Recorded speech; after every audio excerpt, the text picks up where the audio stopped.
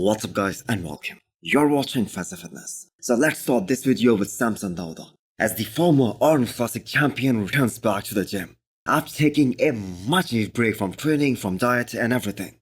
Just like we saw with Hadi Choopan, who also came back to work yesterday after the Arnold Classic. So Samson Dauda is also back to work.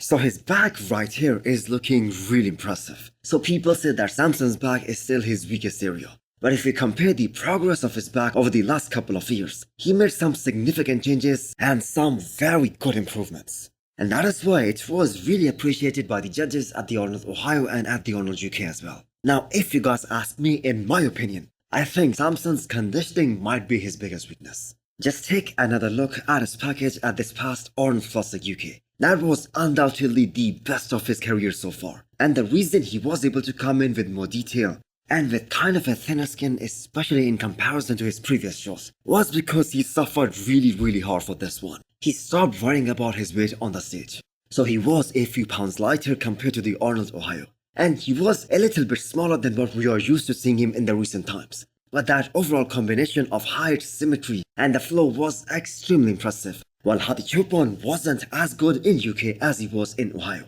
due to a number of factors. First of all, the stress of not getting the visa, then getting to the UK at the very last minute. And they just had 24 hours to do everything. Drop the water, peak right, they had to do everything in that small window. And that definitely impacted on how the judges saw this comparison. And Samson did got some first place votes here at the Arnold UK. So we will have a big news once Samson announces who is gonna be his coach for this year's Mr. Olympia. There is also a possibility that him and his wife, they're gonna do this by themselves. So the top 3 at this year's Mr. Olympia are gonna be so interesting.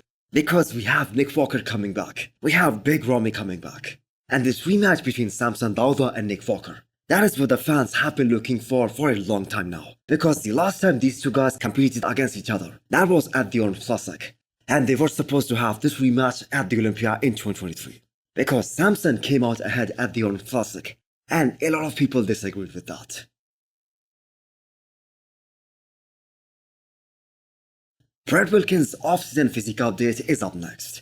He has been able to put on quite a lot of mass and maturity back, as the butcher has been training with modern Fitzwater, and for quite a while now. So considering his stomach issue that occurred 6 weeks before the Olympia last year, that forced him to skip the show, they have been really careful on how much to push during this rebuilding phase. So Brett took it really slow, and the result is that he is able to hold on to a very good off-season condition at the same time, while rebuilding his physique, while getting back his size.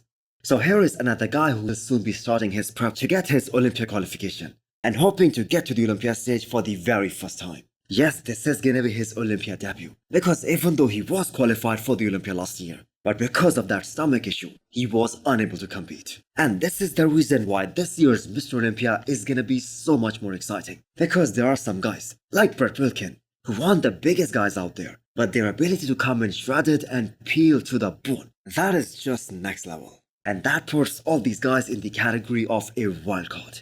So Brett Willken looked really huge at the peak point of his off-season in 2023. While we all remember him from the Big Man weekend in 2022. Where he was able to beat Andrea Presti, but that was like 1.5 years ago. And since that time, Brett Willken has been able to acquire a lot of muscle maturity and density during this time span. So do you guys see Brett on the Olympia stage in October? And if he does get to the Olympia stage, can he crack top 10? Next up, we have an update from Mohammad Fadel. Some might say there are many IFB pros out there who have better off-season condition. But considering that Foda fasted throughout the month of Ramadan, and still he did not lose any of his size, that is an incredible achievement. So Foda was really impressive at the only show that he did last year. That was at the post-Olympia tour in Romania, and he was placed 5th there. But his placing at that show doesn't truly reflect his performance that we saw, because a lot of people believe that he was overlooked in that show, as he could have been a few spots higher. But we all saw he closed that gap so much from Kuwait Pro 2021 when he made his pro debut to this past Romania Pro, especially that size gap. So he is also one of those short bodybuilders, but he opens up real nice for his front shots, and is also really thick from the side as well. So Foda has been working with the greatest coach of all time, Hani Rembod, and for quite some years now. And Hani sees great potential in him. So will he be doing Dubai Pro in July?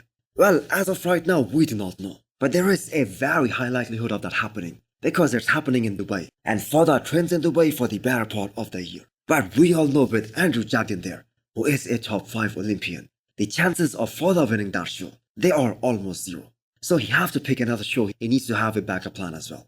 So he made his pro debut back in 2021, and now it is 2024. So he has done only 2 pro shows so far. So it is about time that Foda has a long contest run and finally get to the Olympia stage.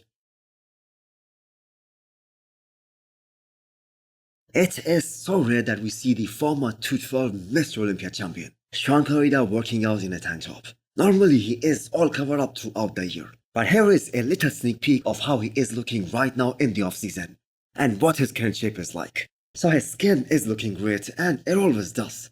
He is looking lean, but at the same time he is looking massive as well. The plan is obviously to go back to that 2022 Olympia look, when he won the Olympia with the perfect scores. And he was really untouchable that year. The moment he walked out on that stage, it was lights out. And I'm not gonna lie, his inability to control his midsection the way he used to, plus a little wider waist last year, that cost him the Olympia title against Keon Pearson. But Shaun is really focused to bring his best in October. So the first hashtag that Shaun uses in every one of his posts, that is take back season. So wonder what the reigning champion Keon Pearson thinks about that. Realistically speaking, Shaun Clarida is the biggest threat, and he is the only threat to the reigning 212 champion Keon. There is just no one else in that lineup who can challenge a guy like Keon Pearson, especially his aesthetics. Because the guy who is behind both these guys, Angel Calderon, who placed 3rd last year, we do not even know whether he's going to be going for the 212 Olympia this year, as he is doing the New York Pro in the men's open bodybuilding in 5 weeks. And he looks really great and huge as well. And at the moment he is like 30 pounds heavier than the 212 weight cap. So chances are he might stick to the men's open. And the guy behind Angel Calderon was Kerrith Bajo. By the way, Kerrith Bajo is prepping for the New York Pro right now. He's about 5 or 6 weeks out of the show and he's looking really impressive. But all that being said, I still think that Kerrith Bajo is still a distant third. He has made some tremendous improvements in the last couple of years. He was good in 2021, he was better in 2022, but the way he showed up in 2023 was just spectacular. But still, I think there is a considerable gap between him and the top 2 guys. Now let's get back to Shaun Clarida. So there is no sign of any injury or any variant here. He trains like an absolute animal every single day. But we just cannot ignore that age factor, because he will be turning 42 years old this year, and before the Olympia actually. So if he wants to rewrite history by reclaiming the 212 Mr. Olympia, this is the year to do that. And we have to keep in mind, Shaun has done that in the past as well. He lost the Olympia title in 2021 and then he won it back again in 2022. So hit the thumbs up button if you liked the video and smash the subscribe button if you wanna come back for more. Thanks for watching.